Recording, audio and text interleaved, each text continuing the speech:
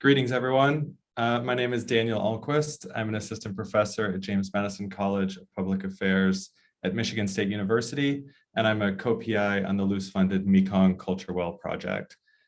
On behalf of our co-organizers at the University of Hawaii, the East-West Center, and Chiang Mai University's Regional Center for Social Science and Sustainable Development, I'm pleased to welcome everyone to this webinar on people and their forests, or forests and their people. We want to express our gratitude to the Luce Foundation for its support for our collaborations, and we invite anyone in the audience who would like to know more about our work or the webinar series to reach out to us.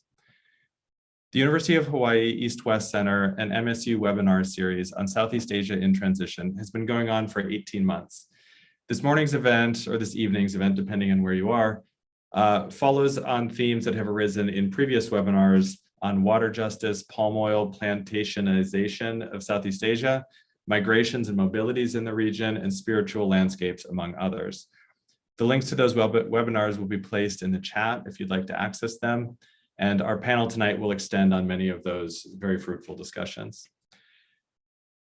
I'm pleased to introduce to you our exceptional panelists who will be giving brief opening comments, and then they will have a conversation around 4 themes: land grabs, land tenure and access, conflict, and healing and regrowth.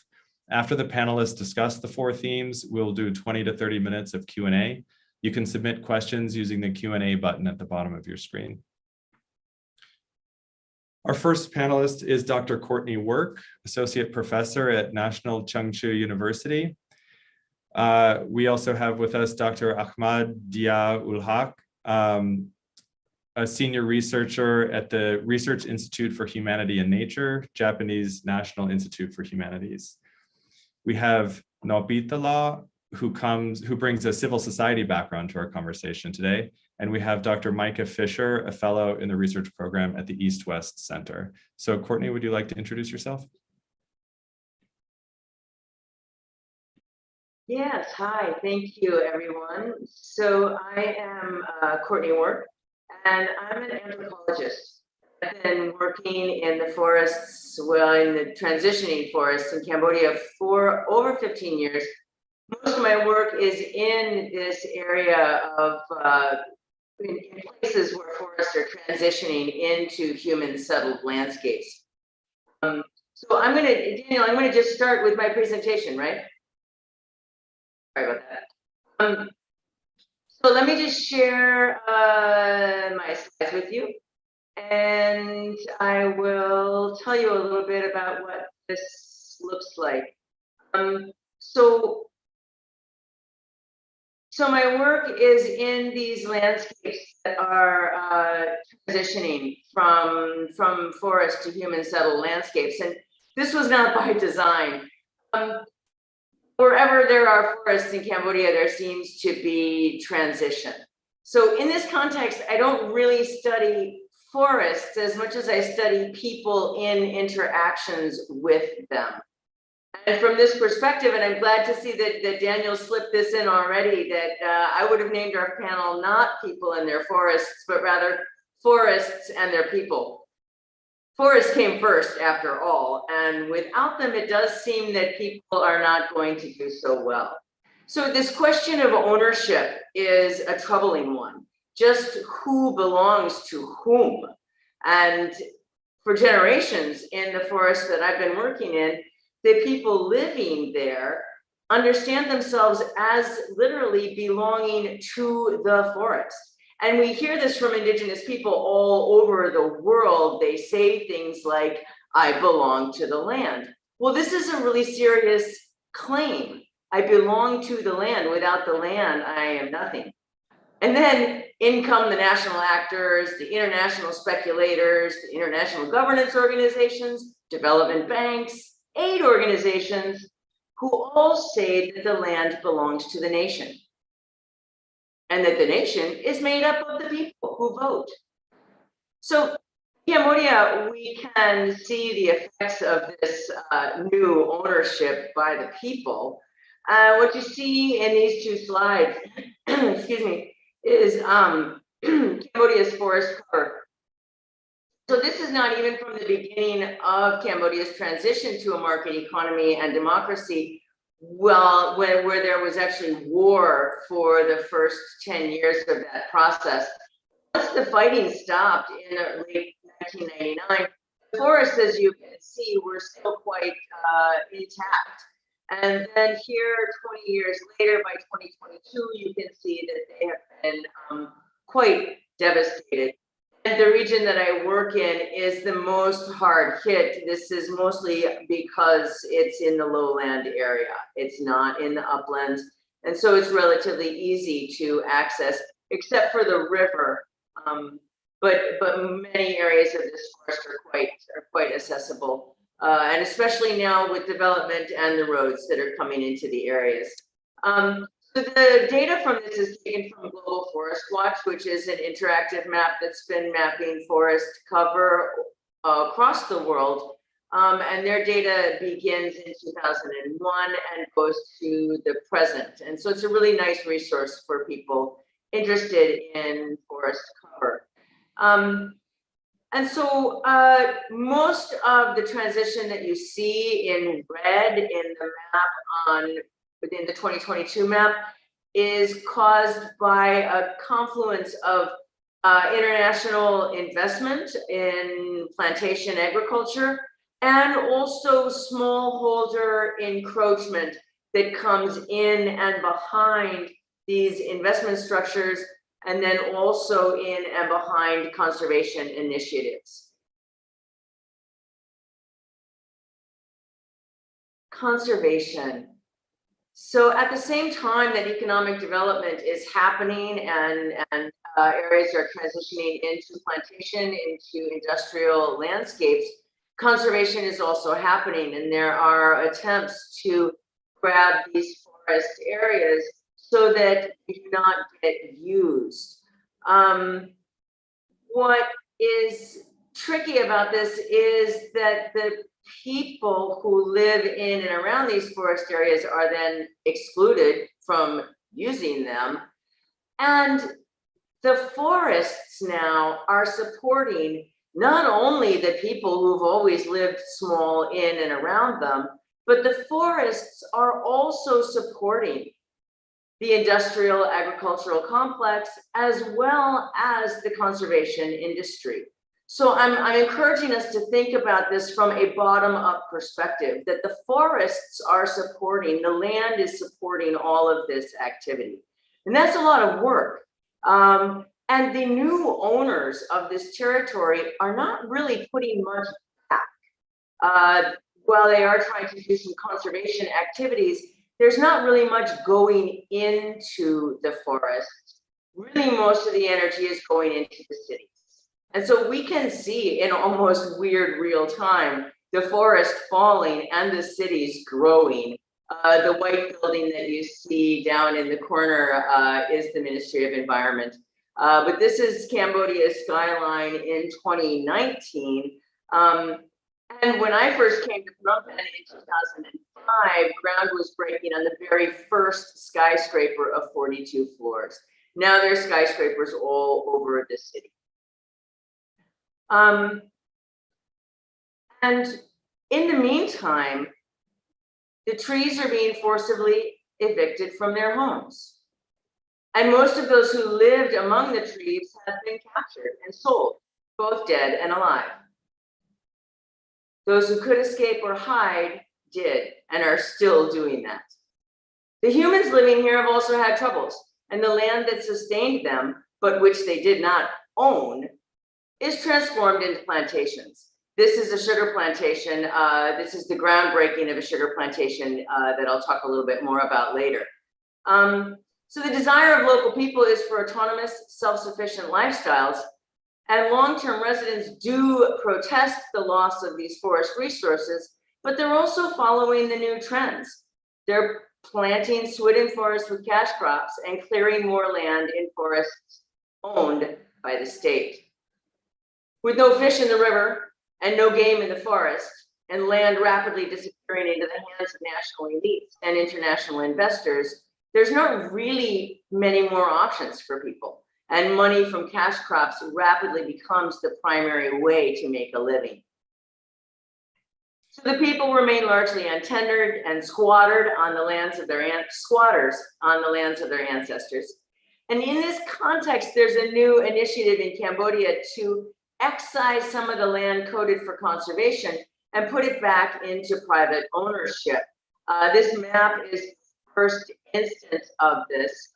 There's a new law where they're excising land from protected areas. What you see in purple is land excised from 3 different protected areas in the Kokong Spu landscape.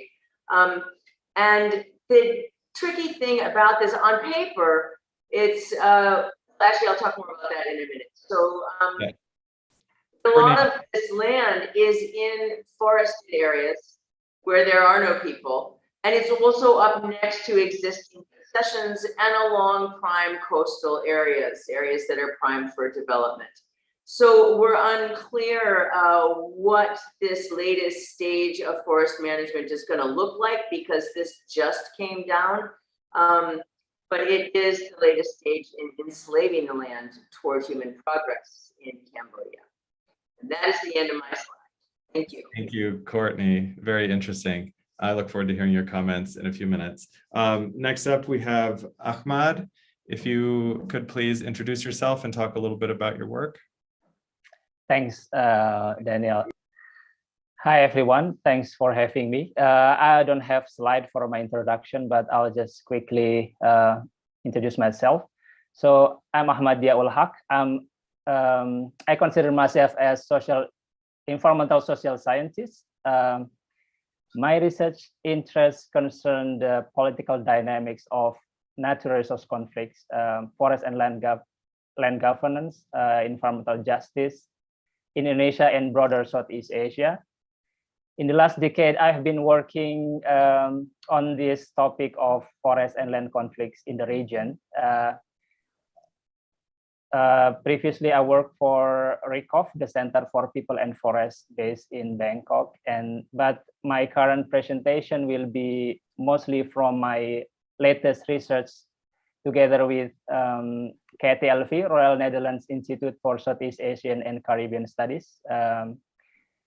We had a project on palm oil conflict and access to justice in Indonesia, but I also will provide some examples from my PhD research project as well. Yeah, I think I've been researching conflict in various contexts, including conflict in conservation, economic land concession, palm oil, and also pulp plantation. So that's it for now. I think I look forward to discuss with you all this morning. Thanks. Thank you, Ahmad. Naw Pe Tha Law, can you please introduce yourself and talk about your work briefly?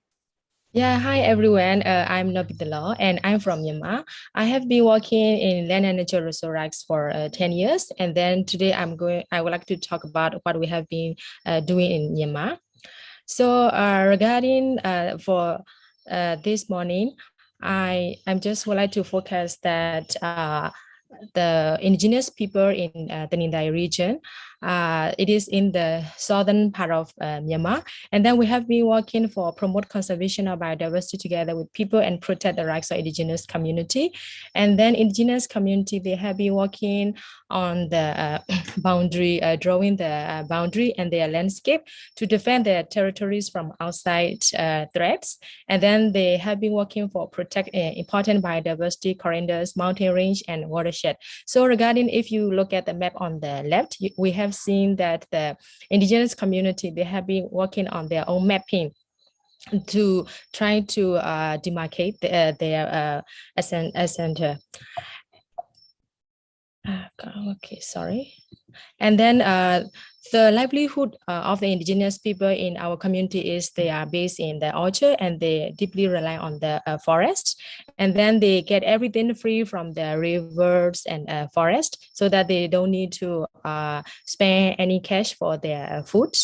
And then they also concept their own their forest, like they have conservation activities and biodiversity management by setting up their rules and regulation. They have been patrolling their forest. They have been monitoring it regularly.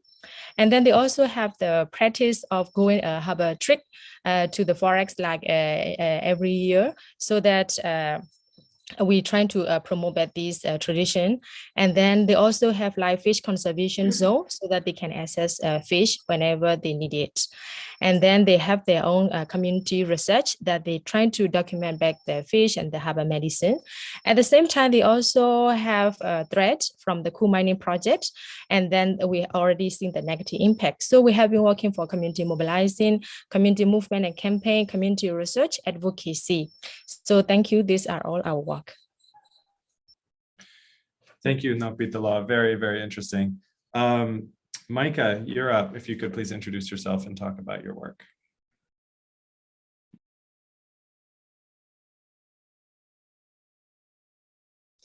Hello, everyone. It's great to be here today. Hold on. Can you hear me? Yeah, you can hear me. Okay. Yeah. Hello, everyone. It's great to be here today. Great to be part of this panel. I think it's just so interesting that we have brought these countries and these issues together. My name is Micah Fisher. I'm a fellow at the East-West Center. I've been interested in this issue for a long time, and actually been actively interested in bringing together issues of forest and society across Southeast Asia. So we run a journal. Ahmad's very closely involved. A lot of it's focused on Indonesia work, but these kind of questions that's featured on this panel today is immensely interesting, and it's great that we get to be together to talk about these issues. This journal that we're trying to do is really to bring people together, especially young up-and-coming researchers, underrepresented regions, to really be able to engage in these conversations, because they're so complex and they unfold at many different scales. Very quickly, my research has been in Indonesia, and I was drawn to Indonesia as an area of research, especially related to forests. I grew up there. I spoke the language from before I spoke English. And I got re-interested in Indonesia when I started doing research because of these fascinating dynamics unfolding in forests. Similar to Cambodia that Courtney talked about, right? It's these countries of most fastest deforestation, plantation expansion, wildland fires. You hear about these issues in the news, but the complexities of how it plays out in local communities is really, really interesting. So with all this kind of destruction and deforestation narrative in Indonesia, it's also a country that's understood as having the most certification systems, the most REDD+ programs, the largest forest tenure reforms, indigenous people protecting resources. So these contrasts are really, really an interesting dynamic. And I think that's why these conversations are so important. So my specific research took place in a place called Kajang, and it really was related to giving land back to people. So a lot of focus has been on palm oil plantation expansion, but what happens when communities get access to land back? And this comes on the back of legal recognition by the Constitutional Court that is designed to give local people opportunity to reclaim their rights. And this was the community that first got it, right? This Kajang community. Here you see them with the Indonesian president getting one of the first land titles to indigenous rights in Indonesia. And I was participating with this community to try to get that legal document prepared. And then my research transitioned into what happens after you get these land rights back. So just quickly, this is the location that took place. It's a small state forest in an indigenous territory area of 22,000 hectares. It has everything that's on the agenda for today: large rubber plantations, sacred forests, state forests, but also all this in-between land that doesn't really get talked about, right? The way that people make their livelihoods. Just some pictures to give you a sense of what it looks like. I was there for almost 2 years, over a period of 4 years, really built good relationships with local people about what these changes, these really significant policy changes mean for them, and what their perspectives on those issues might be. And my approach was really a livelihoods approach. So I did a lot of farming. Here you see kind of pictures of me following people around, tapping rubber, understanding how rice cultivation systems the layers of tenure, the history of colonial regimes, and how people think about and have developed these relationships to land. Included some participatory GIS, mapped out what the current land uses were at that time to really get a sense of what there is now and how people make decisions about why they change the landscape, and really kind of looking at the different categories of tenure. So a lot of private land that's becoming these tree crops, but also these family lands that are really important to trade between, to use between each other from seasonal crops. So I'll stop there just as a background, and hope we have a lot of time to discuss these issues throughout the talk today. Thank you, Daniel. Thank you to all the other panelists.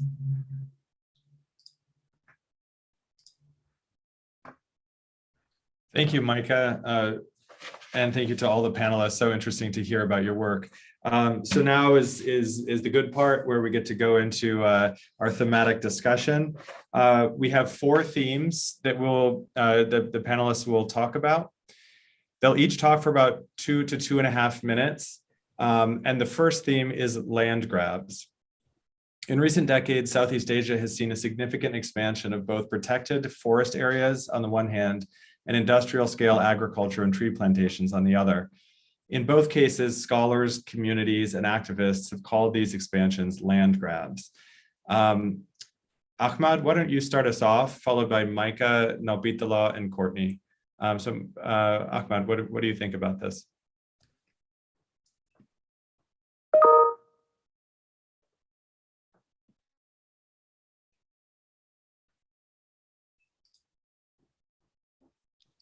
Ahmad, you need to unmute first. Sorry. Ahmad, we can't hear you. Can you hear me now? Yes. Okay. Thanks. Thanks, Daniel. So as Daniel has introduced quite a bit about what happened in Southeast Asia, I agree with what just Daniel mentioned, that as we can see, and there has been so many studies on this, that we can see in many places in Southeast Asia, there has been a rapid transformation of forest frontiers, leading to radical transformation in landscape and livelihood. And here, in the chart on the left, as we can see, it also happened in Indonesia. In Indonesia, especially because I'm focusing on these plantation conflicts in the last couple of years, the expansion of palm oil and pulpwood plantation has led to also massive transformation of rural Indonesia. As we can see, the size of this plantation has been increasing quite rapidly across the years, which means also large tracts of natural forest and land claimed by communities has been taken over or has been replaced by or redeveloped by these plantations. And also for example, in Kalimantan, in the picture on the right, David Gevu et al., for example, show also this development has changed the rural landscape in, for example, in Kalimantan. Between 1970s to 2014, for example, around 30% of forest has been reduced. I wouldn't talk much on because we have a limited time. But what I want to say here is during this rapid expansion, there also has been a lot of land conflicts associated with this expansion. For example, data from Consortium Pembaruan Agraria, there has been at least or on average 150 conflicts associated with plantation every year.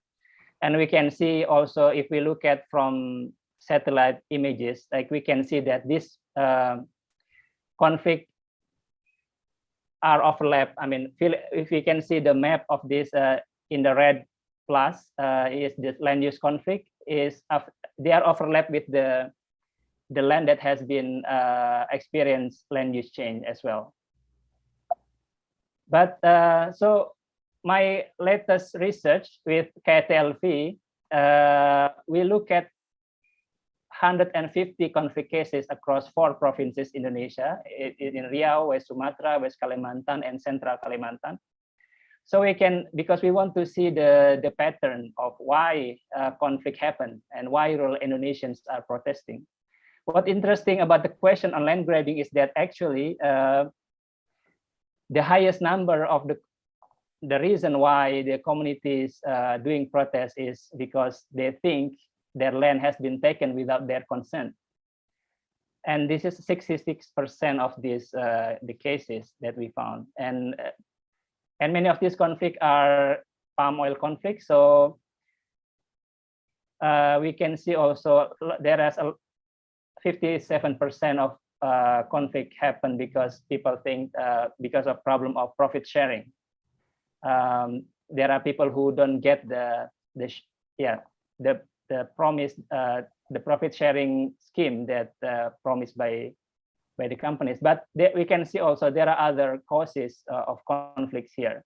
We can see like pollution, also about labor issues, loss of access to village, and also basically just refusal of the new plantation.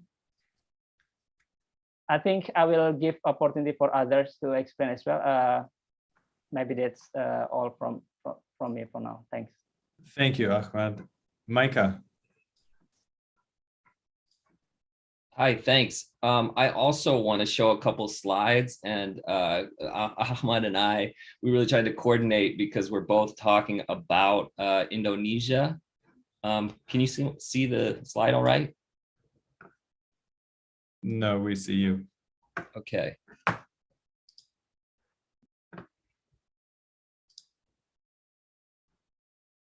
How about now? Does that work? Yes. So I think it's really important to make a distinction between land grabs and land grabbing, right? When we think of land grabs, we think of these external multinational corporations taking land, this image on the left.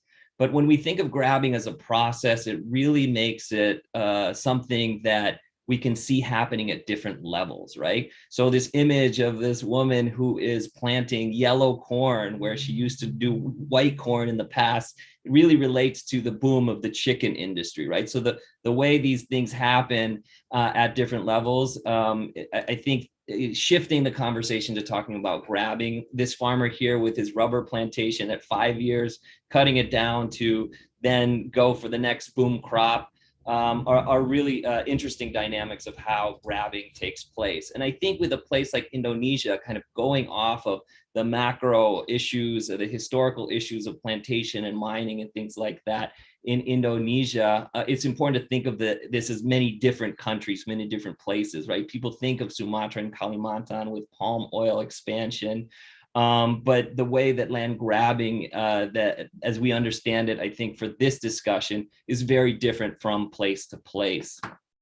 And there are new forms of what we would consider land grabbing taking place, right? There's these special economic zones that are being promoted at the national level for oil and gas, for palm oils, for rubber, for large tourism resort areas. Very different, very new forms that extend from what these past initiatives look like. The new capital development in East Kalimantan to build a national capital in this area, which has huge implications for the whole region of East Kalimantan. Food estate programs that are identifying new areas to plant based on food security narratives and finding forest estate land and other lands to plant these kind of initiatives. This is a large area in Papua that's been talked about as a big food estate program. But also the way that we talk about conservation and closures, the introduction of things like RED+. There's a new program of 600,000 hectares of mangroves, and where those areas are going to be identified and transformed, essential ecosystem areas, new language, new actors being introduced into what has been described by others as green grabbing. Infrastructure, Belt and Road initiatives, large scale road projects that are dispossessing communities, big cement factories at $2.3 billion that are being developed to finance these infrastructure initiatives. And The processes of grabbing are also changing. So just two quick examples. Here's the One Map initiative. So spatial data technologies to identify what lands can be used for what purposes is a really interesting political dynamic unfolding. And in Indonesia, the new workforce development law, the omnibus law, and its implications for social movements and for investment has really interesting new forms of what we, I guess, are talking about in the form of land grabbing today. I'll stop there. Thanks. Thank you, Micah. Naw Pe Tha Law, I'm interested to hear about your work in Myanmar. Yeah, since we are in the Southeast Asia country, I think the situation is not different much. In Myanmar, land grabs have been taken forms. These include the granting of concession for monoplantation, commercial agriculture like palm oil and rubber, large-scale mining and resource extraction contracts, and the creation and extension of conservation area. In most cases, these land grabs take place through legal means under the Vegan, Fallow, and Virgin Land Law, which allocates all customary owned land as state property, which can be granted to and utilized by companies for private gain. And then this law is used for conservation, through which the Forest Department grants protected area and reserve forest over the territories and forests of indigenous people. Land grabs do not only impact those who are present on the land, but due to decades of civil war, those who have been displaced are no longer able to return to their lands, often forced to remain in camps in the border or in the city. Yeah, thank you. Very interesting. Thank you. And Courtney, I believe you are up next. Good. Thank you very much. Yeah, in Cambodia, I really appreciate Micah's perspective on bringing in all of these players in the land grab and helping us to contextualize this a little bit more deeply. For my own part right now, one of the things that I've been paying a lot of attention to, especially in the context of this global discourse to grab and conserve 30% of the forests on the planet, we really do need to begin understanding conservation as a land grab, as a part of the larger industrial transformation of forest landscapes, because conservation works in conjunction with this industrial transformation. And it is presented as if it's a part of the solution to solving the problems of industrial transformation and smallholder transformations as well. So in Cambodia, I showed you this slide earlier. By 2020, the number of conserved hectares was over 40% of the country's surface area. So this is way above the recommended allowance for conservation areas in a state. And it's also expanded by these ideas of conservation corridors that are bridging areas of forests and bringing a huge amount of land under the control of both the Ministry of the Environment and international conservation organizations and development banks. We have USAID involved, we have the World Bank involved, and many of the major players in international conservation. And so all of this land then is governed by external actors. And the people that are living on the ground, living in these areas, are suddenly disenfranchised. Now, this is part of the justification for excising 160,000 hectares, which was the last map that I showed you in my introduction, from these protected areas. But again, this individual land allocation process. So this is discursively billed as something that is going to give land back to people who were disenfranchised by the grabs for conservation. and for international programs. But they are, the areas that are being demarcated are in areas that are already forested, which means there's no one living there. There's no one to give land title to. So this is going to be new land title. And they're also in areas that are prime for development and up next to well-connected corporations. So again, this hasn't hit in the area where I'm working yet. But part of what it's doing is creating a new market for land speculation.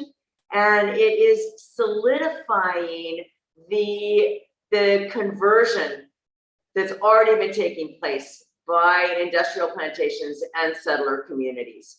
So in the context of conservation grabs, the logic of this land-human relationship where humans own, control, and manage the land remains unchanged, and in fact is more and more thoroughly entrenched. And so it really is becoming, there's only one way to live in this world right now, and that is dependent on the market. Thank you. Thank you, Courtney. Thank you, all the panelists. I think we could have devoted the entire session to just that theme, but we are moving on. The second theme is land tenure and access. In the countries or communities where you work, how are land access and tenure conceived of by different actors? And how, if at all, are local people gaining access to forests and to land tenure? Micah, why don't we start with you? Okay, I think each of these themes could be a whole session in themselves, and I'm trying to talk as fast as possible to get as much out. But I think to simplify, there's three main types of formal ways that communities can get access to their land back. And I mentioned the indigenous land rights, which were tied to legal victories in the courts, a lot of social movement advocacy that had to happen to make sure that happened. The largest is a program called social forestry. There's about 12.7 million hectares that the government has promised to give back to limited rights for communities living in state forests. And this has been touted as a really successful project. It's been described as a real populist movement in Indonesia. And they have permitted 4.7 million hectares of social forestry land for communities. And this has a long history. This is 20, 30 years of advocacy, more in terms of how to get these ideas into the state institutions. And when Indonesia was under Suharto's authoritarian regime, there was a lot of advocacy that was taking place. But now this has become a real hallmark of Indonesia's formal government programming. And we're still trying to get a sense of how successful this has been. Getting formal rights, paper rights to get access to forests, it sounds like a really good thing. But there's also a lot of critical research that's coming out that's showing how there's elite capture, there are barriers to entry, there's bureaucratization of the process that doesn't allow the people that it's intended to give benefits to not to be able to benefit from such programs. And I think there's a lot more to be said about social forestry. We just did a whole special issue in Forest and Society on this topic. And the third that I'll touch on briefly is agrarian reform, which sounds big, right? And this is tied to the government of Indonesia's program to give 10 million hectares of land certificates back to rural people. And this is tied to a loan by the World Bank called the One Map policies to help the land agency to map out certificates and give certificates back to communities. But it has those same problems with implementation, right? And it's really remains to be seen how the implementation initiatives will unfold in this area. Great, thank you, Micah. All right, next up we have Naw Pe Tha Law. Yeah, thank you. So for government, they understand land tenure as individual property rights that need to be requested and allocated by the government department. But differently for the indigenous and ethnic community, they have deep essential relations to the land and resources that is encompasses. So for the indigenous community, land is often owned collectively and managed through local knowledge and wisdom, and then the institution at the village level. So land is not seen as a commodity, and then it cannot be bought and sold easily. And then they also have the system of agriculture and culture. That means the land is used in a number of different ways. So even it is not recognized by the government, community land is always at risk from being confiscated because they don't have any land tenure and title. For the community, they have deep knowledge over their territory, and they have been using the knowledge to maintain their territory for future generation. So all of these remaining forests are in the territories of the indigenous. And then till now, the government do not recognize the conservation efforts by the local community. It has been top-down and centralization. So to respond this, when the community had been demarcating their territory, patrolling their forests, protecting their rivers and mountains, in order that they are not grabbed by the crowning companies. So for the local, forests are like free supermarkets for accessing food and basic needs, and local and civil society groups have been advocating and campaigning for recognizing of indigenous community conserved areas. Yeah, thank you. Thank you. Courtney, you're up.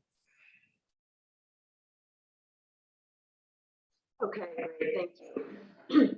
Land tenure is a huge issue, and people living in former and transitioning forested areas are notorious for insecure tenure because someone else has come in and said that they now own the land. So the land claimed by the state, which is of course of dubious origins itself, and the people that live there then are magically dispossessed. So now they just have no place to live because of some act of paperwork. Now they might go on living there, but if the state decides to do something else with the land, like a conservation project or a sugar plantation, the people just can't use the land anymore. In the case of the sugar plantation, physically the land gets transformed into something else. Conservation curtails access, but these industrial plantations are completely different. Sometimes they burn the villages that are there, but mostly they just convert all the forest and most of the fields that people are using illegally into some other form of land use. Now, in the sugar plantation that I showed you in my introduction, it's interesting. So this company came in and they completely transformed the landscape. There was huge protests. I'll talk about that in a minute. And they tried to do sugar there, but they couldn't.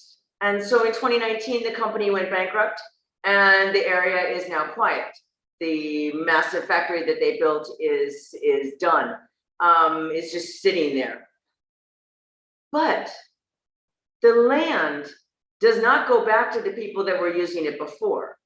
The land is now, even without the company, the land is now completely transformed. And it is now owned and used differently. So whether or not these plantations have a life as a business is inconsequential, because what they seem to be doing is coming in and revoking the possibility for a different type of land tenure in this area. Land tenure for communities in Cambodia has been notoriously difficult. It is almost unheard of, and it continues to be a massive problem. And people right now are fighting for tenure rights in this defunct concession where they used to have them. So so this is something that we're watching as it unfolds right now. Thank you. Thank you. All right, Ahmad.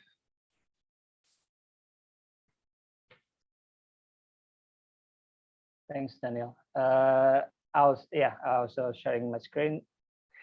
So in addition to what just Micah has mentioned, that there are different ways of how community frame their claims when it comes to their land tenure. During my PhD study, I had some case studies, and this is 2 of them. So I have 2 cases here involving 2 different type of claims that people use and which they end up have different outcomes. So first is on the left is Kedatuan Raja Melayu in Riau. This community self-identify themselves as Adat community or indigenous community, and is quite homogeneous in terms of ethnicity. They are from Melayu ethnic groups. They has experienced a long conflict with one of a pulpwood plantation there. Around 4,500 hectares has been overlapped with this plantation. And in the second case, there is a Senyerang community in Jambi. They are mostly farmers, and they use land rights or agrarian justice claims. They are quite heterogeneous. They come from different ethnic background, Melayu, Java, Bugis, and Banjar. They also have long conflict with one of the largest pulpwood plantation in Indonesia. And but they have also larger household, like 2,000 people become part of this community. And then there are 7,000 hectares has been disputed with this plantation.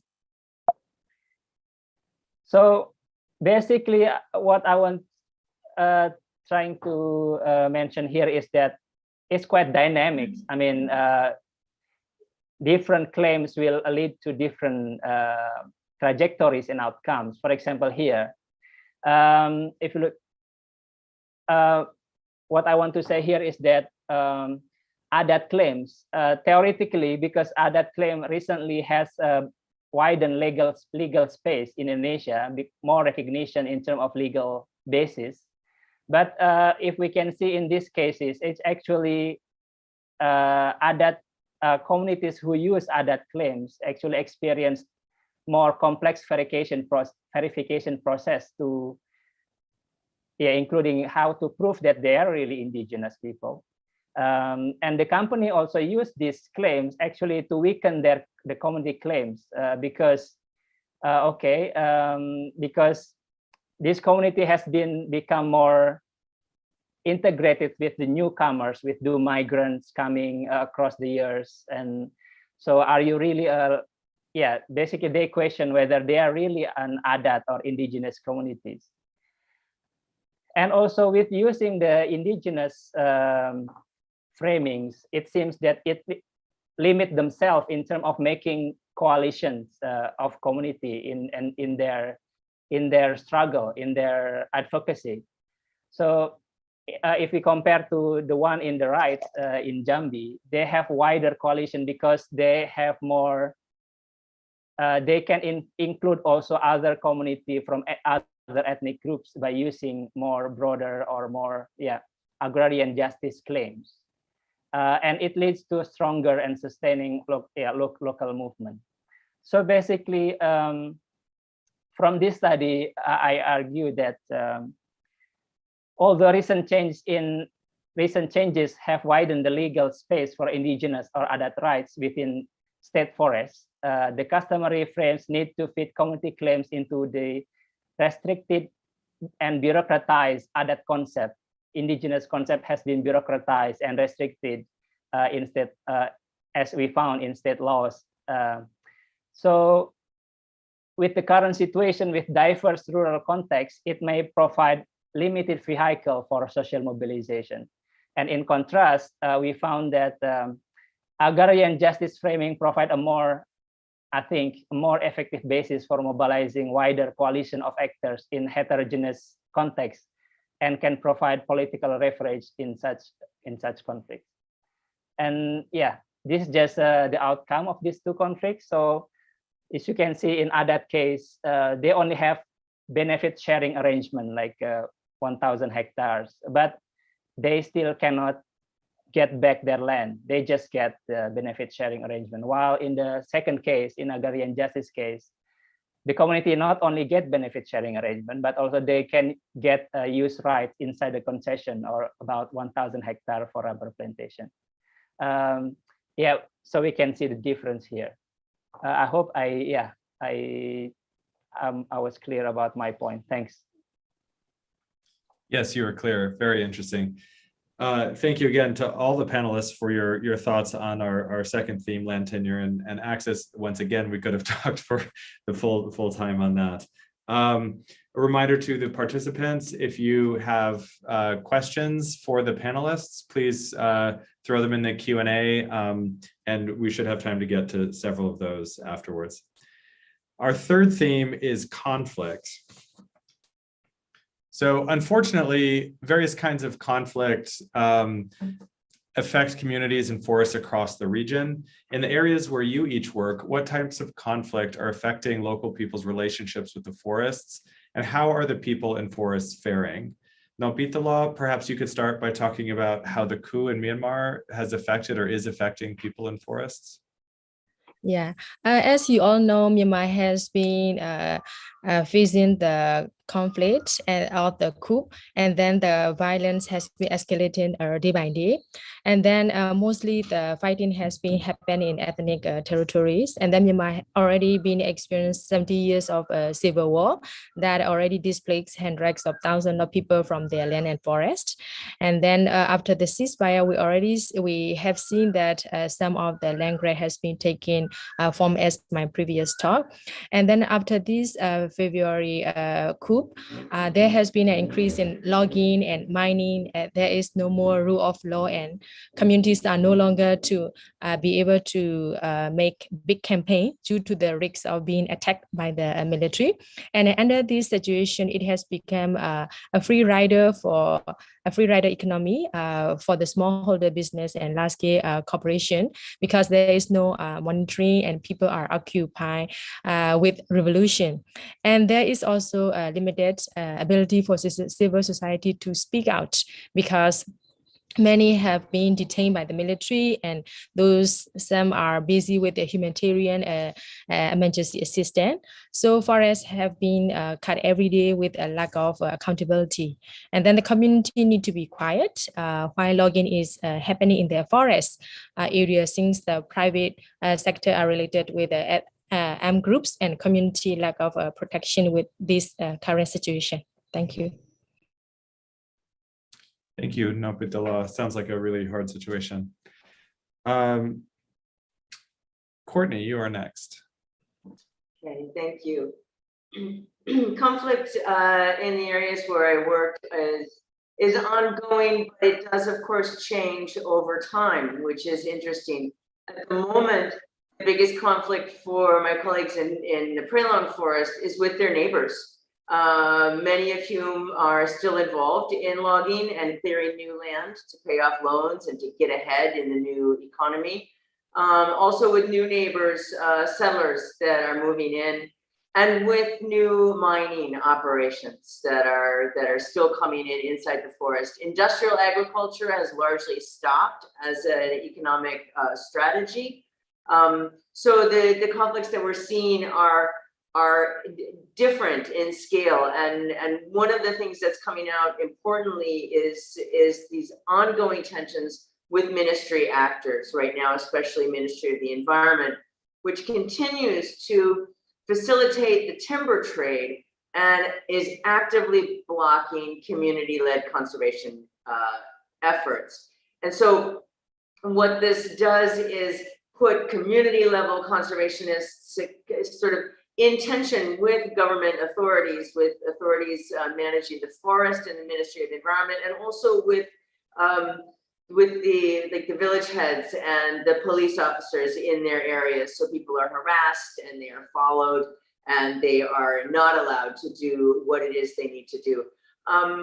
And so one of the other things that we're seeing that's new is a kind of a militarized Ministry of Environment staking claim over their forest territories. Thank you. Thank you, Courtney. Our next speaker is Ahmad. Thanks. I come back to my slides. So yes, so in terms of conflict, what actually conflict look like? So basically over here, I present what kind of community strategies that they use to deal with conflicts. From 150 conflict cases that my project team studied, we found that 75% of cases involve demonstration. And also there are other strategies. The second one is hearing, public facilitation, and press conferences. And also there are a large number of land occupation and blockades as well. And also attacks on property. But one thing that's interesting from this study is that protests are remarkably often focused on local government. So instead of they're doing protests in front of plantation offices or plantation lands, many of these protests has been done in government offices, in district governments, or in DPRD, for example, which the main strategy is to enlist support of local government in order to pressurize companies to negotiate or to get a compromise. But another striking finding is that many of these conflicts lead to the arrest, or we call it criminalization, of protest leaders.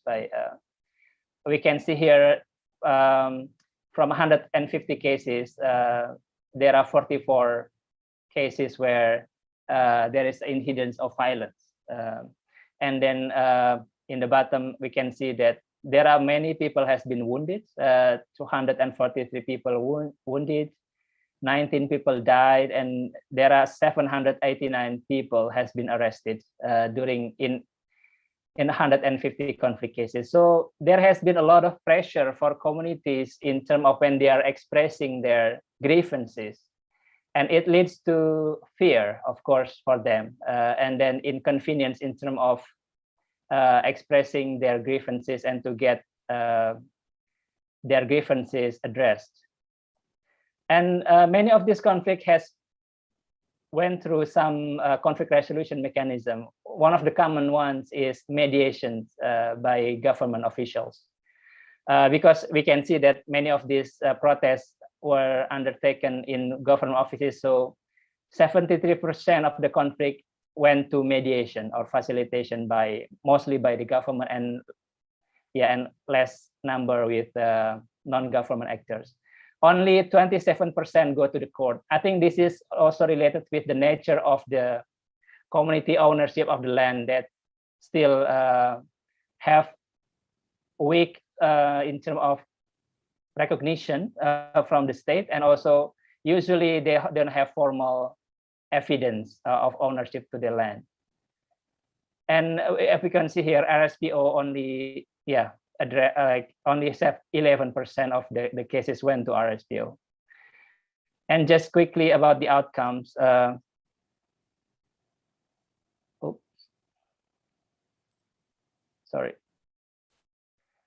Just quickly about the outcomes, that I think if in total 68% of in 63% of the cases, communities feel that they are either no success at all or they're barely successful in their protests.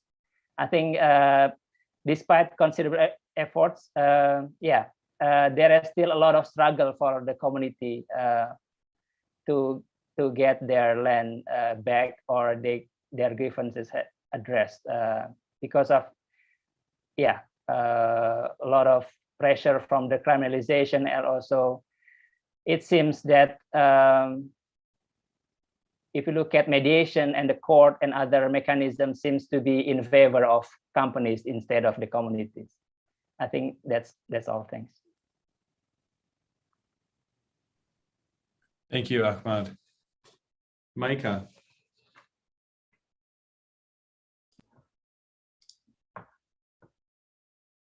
Yeah, thanks, Daniel. I'm also going to share my screen here just to complement that story, right? Especially those are talking about large scale plantations. And this is back to the research site that I mentioned earlier in Kajang in South Sulawesi. The area in blue here in the middle are those rubber plantations at this site. And the activists who are protesting the local governments, all of those dynamics are in play in this district in Sulawesi. But it also conflict, I just want to expand the term because it's taking place all over the place, right? Especially as these enclosures happen along this landscape. People are squeezed into smaller areas of land. There's new sharing mechanisms between families and communities that arise because of it.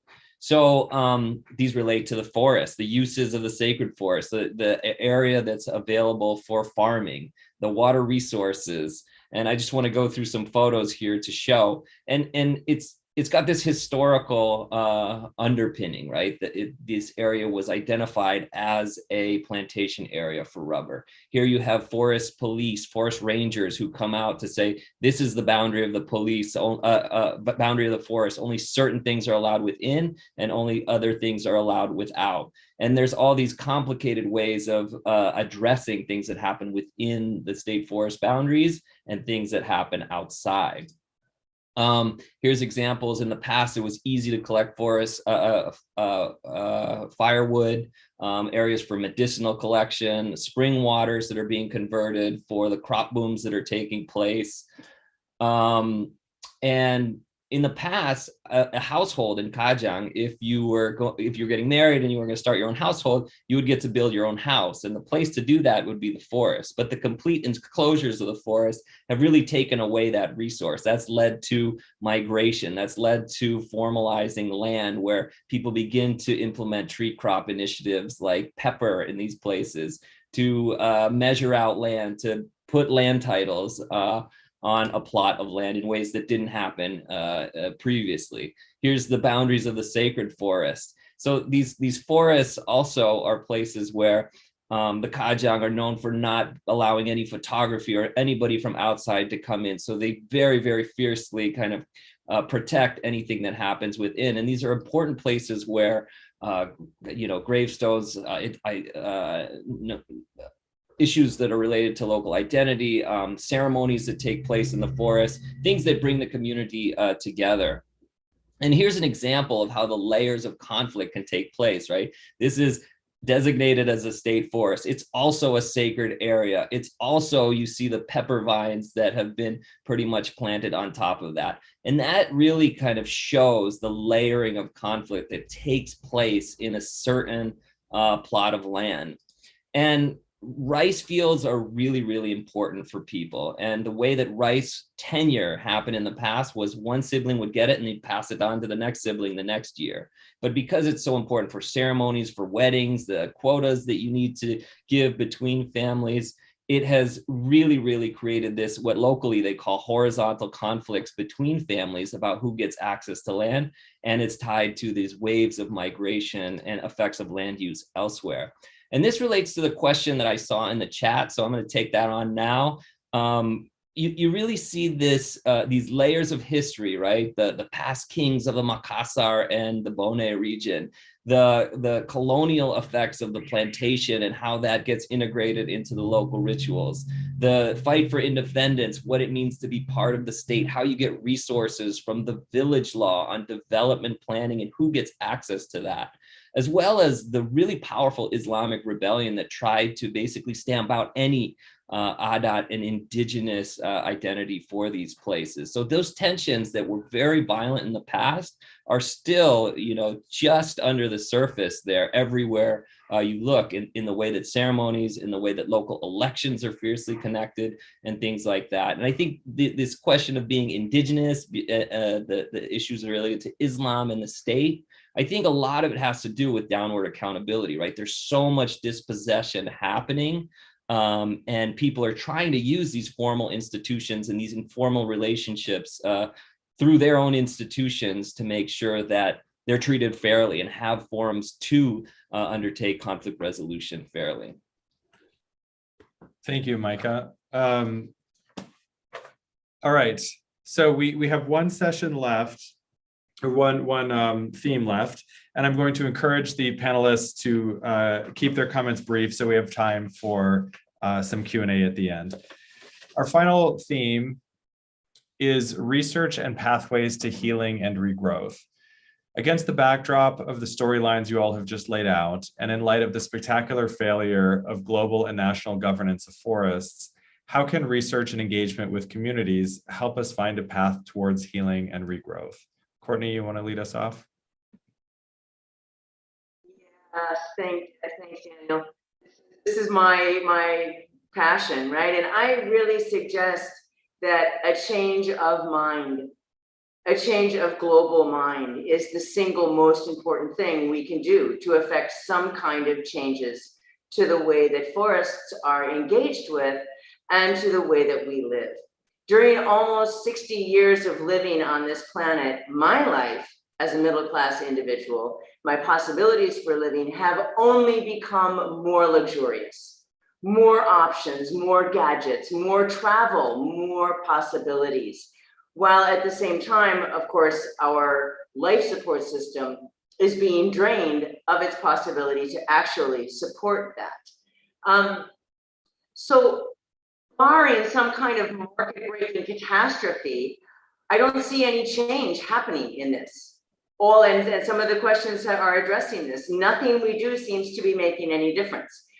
So one of the things that I'm going to suggest is that to remind everyone, when the market breaks, which it will, we will all be left exactly where we live, physically. And the people and the other things that are there physically where we live is what we're going to have. So in terms of change and going forward and regrowth, I recommend that we all really take a look at what is next to us. What is growing, what is happening? The planet is doing work already. We need to look at what it's actually doing.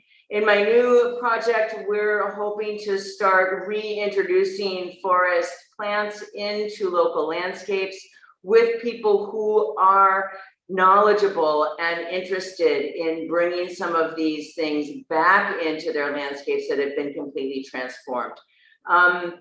We will have to see what happens with that, but this is a whole complex system of which we are a part and to which we belong.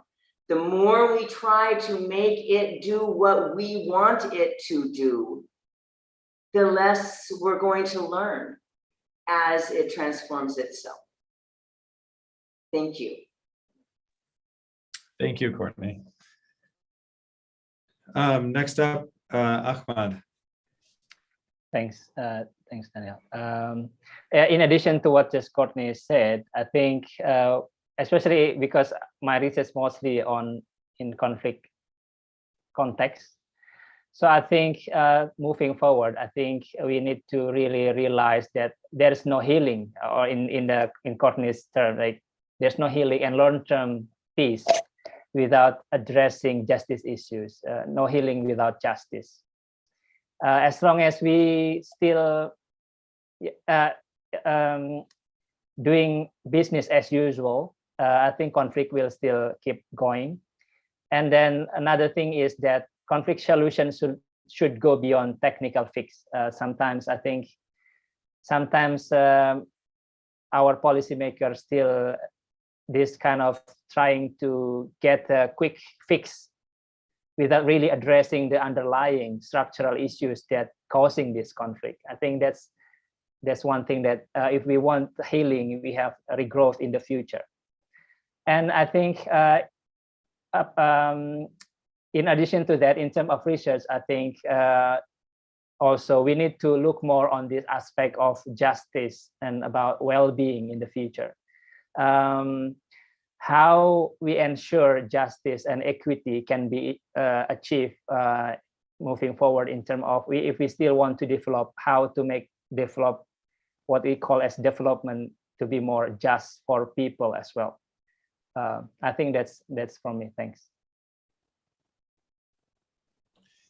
Thank you. No healing without justice. Well said. All right. Micah, you're up next. Yeah, I think the last two answers are fabulous. I think those are the key compass and guiding points. What I'll talk about just for briefly is what people are interested in researching, right? And this is basically through the Forest and Society Journal. I've just been tracking, very systematically what people are interested in, what they're researching with related to forest and society in Southeast Asia, and the opportunities that are coming up based on what policy changes that are taking place. And I think institutions are really changing, right? With the new technologies that are out there, the way that social media is being used, the way that drones are being used, I mean, the way that activism and the networks that are taking place, things are really changing, and it's a really exciting time. And it's time to innovate. The pandemic has,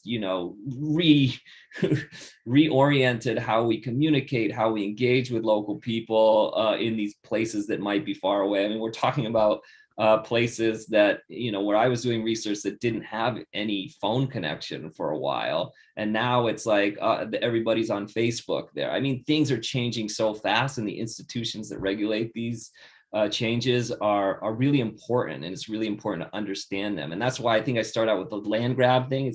We need to think of it as a process rather than, this simplified global issue. I think any research on agrarian change, land, labor, markets, mobility are really not well understood, especially from local community perspectives. And I think we need a lot more of that. I think climate change, issues of fires and haze and flood are really, really important and need to be better understood in the dynamics of what are the factors that come together to produce those issues. Anything related to tenure, like the social and community forestry, the formalization of tenure is really, really important. And then the activism work, the research to policy interface, right? We need to be part of these conversations and understand what kind of initiatives are possible. I also wanted to talk about, like, Indonesia is always talked about as one country, but it's so many different regions. And it's like there's Southeast Asia, there's Indonesia, half of the population of Southeast Asia almost is in Indonesia, many different languages and cultures in that region. And I really have this hope that it opens up into a more complex way of understanding the region. And I think I'll stop there. Thanks. Great, thank you, Micah. All right, Naw Pe Tha Law. Yes, thanks. For me, I would like to emphasize on promotion and recognition, because the promotion of local knowledge and effort in the protection of their territory is the key themes. And then I recommend that the world must support community to assert control over their land, rather than supporting the governments, corporation, international organization, because they have been repeating destroying forests for their own interest.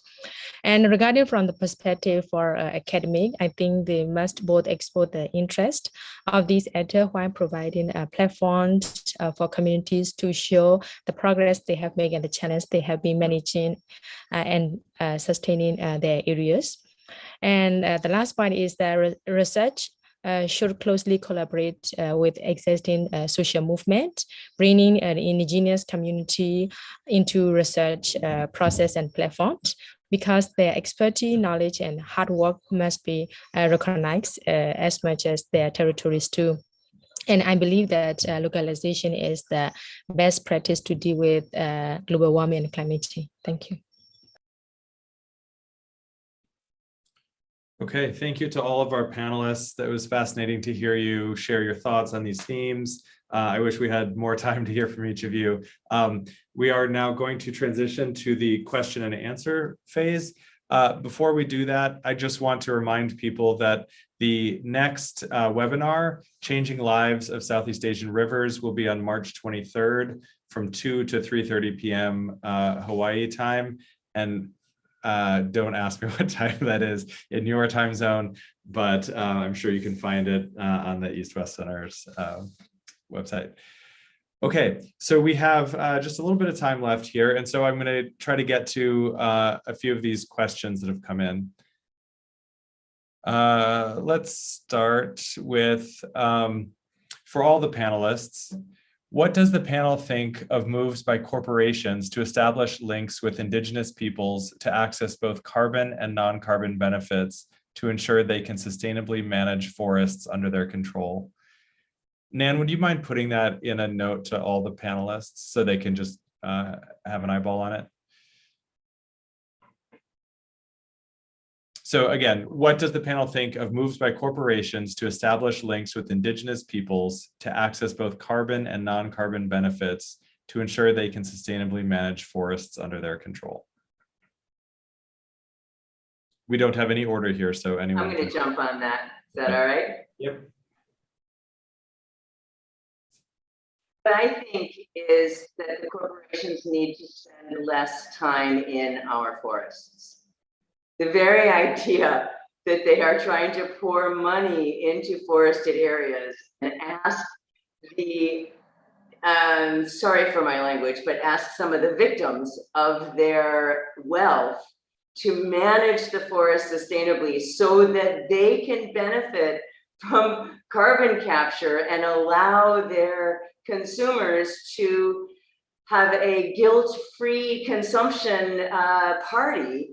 I think that that is absolutely at the foundation of why we're having such a difficult time dealing with these issues that we're having.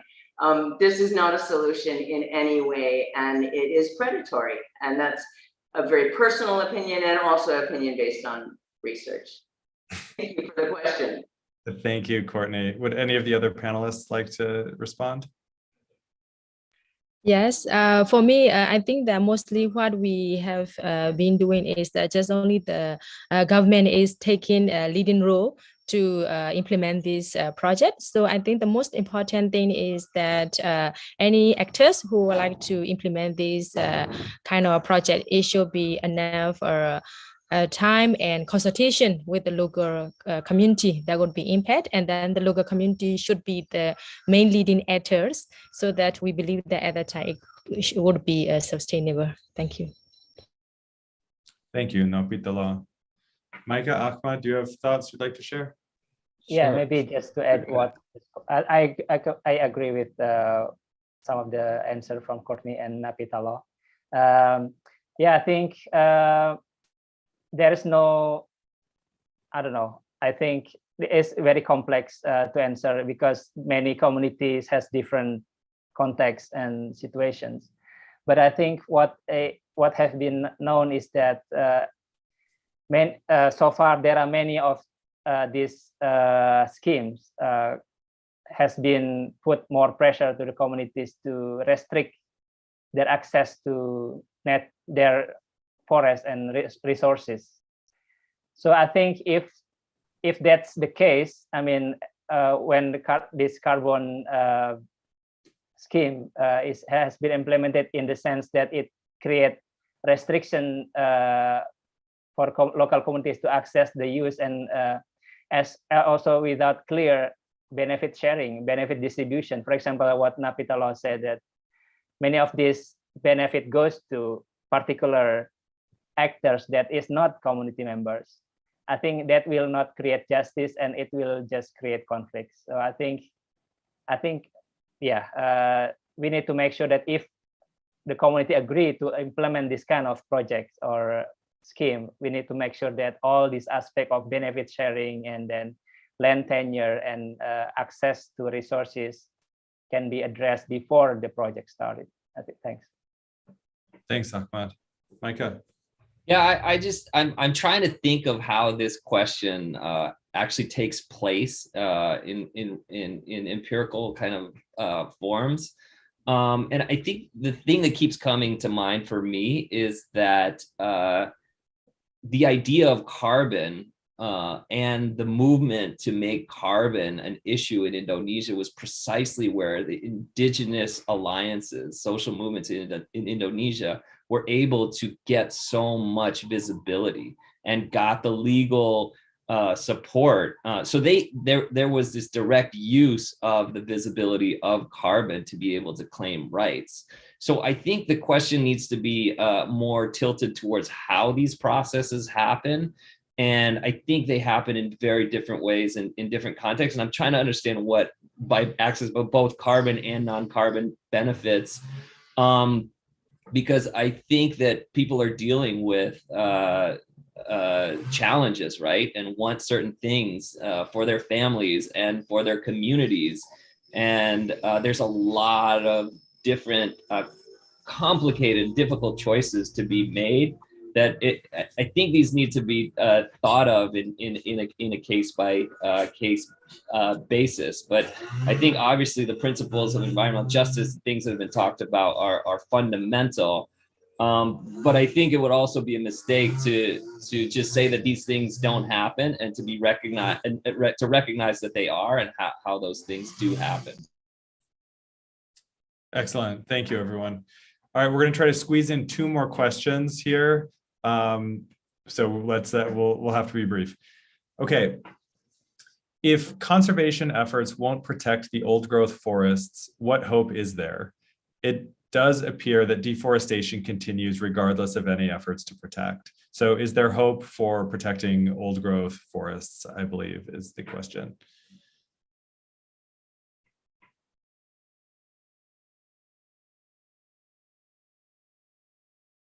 I mean, of course there's hope.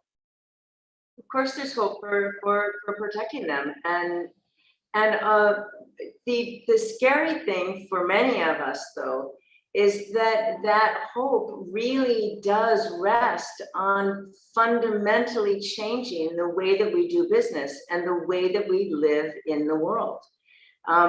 Mike is right that some of these interventions can definitely work, and that there is a dramatic shift already happening. I've been saying, well, what we need to be doing is watching the planet, because the planet is changing and it's doing new things that we're not paying attention to. And if we pay attention, then we can capitalize on opportunities, because they're going to be coming. It's not all destruction. It's also creation. And I think importantly, the same thing is happening in the policy environment.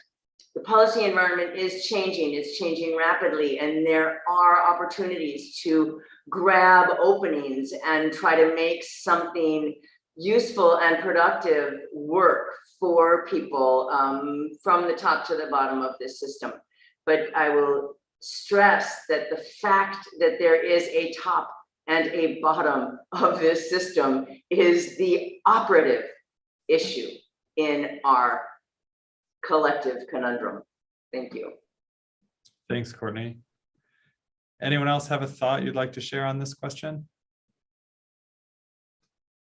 Yes, for me, yeah, I also still have hope, and then we feel that it is our duty and we must do it. If we do not take any action, the last forest will gone. So if we keep watching, and the situation would be worse. And there are still local people that are living in harmony with the forest, doing conservation in their own way. So we must work together with them, and then we must encourage them. And the most important thing is that the law enforcement too. So I think this one is important to highlight. So for me, yeah, it is the duty that everyone need to involve. Thank you. Thank you, Naw Pe Tha Law. Just quickly, I agree with what Naw Pe Tha Law said. So I think I agree that we need to be still optimistic about it, because from the question it seems quite pessimistic. But I think we need to keep the hope alive moving forward. But I think what we can do is to make sure that, because so far we need to get buy-in from the local communities to be more when there is a conservation project or programs, we need to make sure that the local communities still have the access to resources, and they get benefits from the forest conservation efforts. I think and to make sure that that's why I think the future research should look at this kind of well-being, how how forest conservation or any programs bring or improve well-being to the communities. So they have more buy-in in terms of supporting this kind of conservation effort as well. I think that's all. Thanks. Thank you, Ahmad. All right, very briefly, Micah, you have a thought? Yeah, I mean, I completely agree. I just think that we need to remember how a lot of these conservation initiatives took place, right? How they were implemented, and the maps that we've shown have just squeezed rural people into very, very small tracts of land on the basis of development and large-scale plantations and conservation as well. And I think that those principles of involvement and getting meaningful engagement around conservation will only strengthen the future of these locations. So that's all I would add. Yeah, thank you. Really good thoughts, everyone. Thank you. All right, we have one. I'm gonna ask half of a question, and maybe everyone can just shoot. Have 30-second quick response. This question asker is interested in what can overseas advocates do to help the land grab victims?